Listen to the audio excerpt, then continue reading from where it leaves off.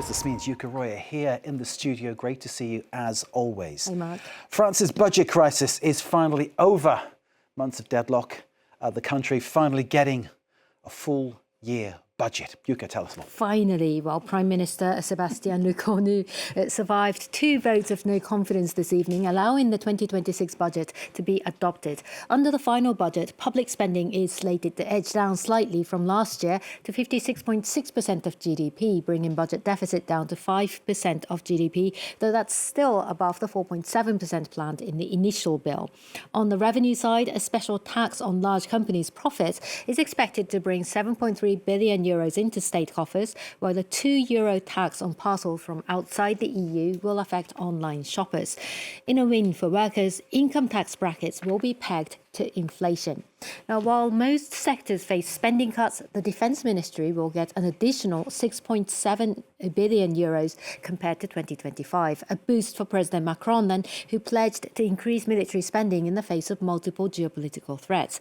Mr. Lecornu, France's 4th Prime Minister in 2 years, secured the backing of the Socialist Party after making a number of concessions, including the suspension of President Macron's pension reform. He then pushed the bill through Parliament without a vote, using a special constitutional tool. One Socialist Party lawmaker framed the budget as the least bad option. Let's take a listen. This budget will not be ours, actually. It could be nobody's budget. And it could be because it's nobody's budget that it might be everybody's. So, there is a budget with a smaller deficit, but France's debt could increase further.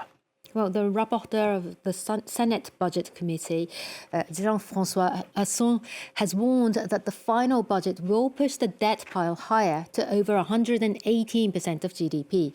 Now, France's public debt already stood at over 117% of GDP at the end of the 3rd fiscal quarter of 2025. In financial markets, though, investors have welcomed the stability the final budget brings. The spread between French and German 10-year bond yields has narrowed to below 59 basis points. That's significantly lower than the near 72 basis points hit last October, and returning to levels last seen in June of 2024 before President Macron called a snap election. Indeed. So meanwhile, a new proposal by France's business lobby for hiring young people is causing a stir. Well, the Employers' Federation, MEDEF, has proposed a new form of employment contract aimed at making hiring and firing easier for young people. Nearly 1 in 5 people aged between 18 and 25 is out of work in France, and this new flexible permanent contract is slated to squarely address the youth unemployment issue, but is set to meet resistance. Jenny Shin and our colleagues at France Télévisions have more. A permanent employment contract for young people, ironically easier to terminate and with lower pay. These residents from Nice are sceptical. I think there needs to be a good reason to fire someone. At my age, I prefer the principle of respect and maintaining rights as we know it. The French Employers' Federation, MEDEF, is proposing a contract that can be terminated without reason during the first 3 years and paid below the minimum wage if it includes training.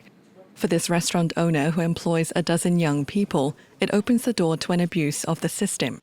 I think the issue is deeper, especially with young people. We'd be putting them in a more difficult, precarious situation.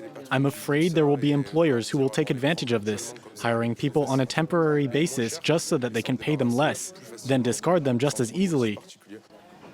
But for this 24-year-old bartender, it's a good idea for young people struggling to find work. For younger people, maybe this could create more job opportunities. MEDEF presents the scheme as a measure to combat youth unemployment, which stands at almost 19% in France. This business owner says that if contracts were more flexible, he would hire 3 more young workers at his marble workshop. If you want to hire more young people, let us be able to replace them when it doesn't work out.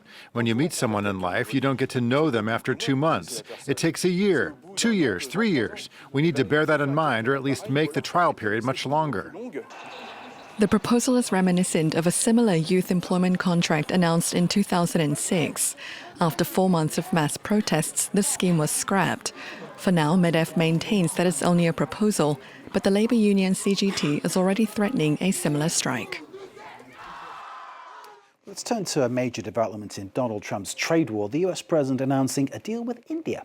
Well, in a social media post, Mr. Trump called Indian Prime Minister Narendra Modi one of his greatest friends and said that a trade deal had been reached between the two, effective immediately.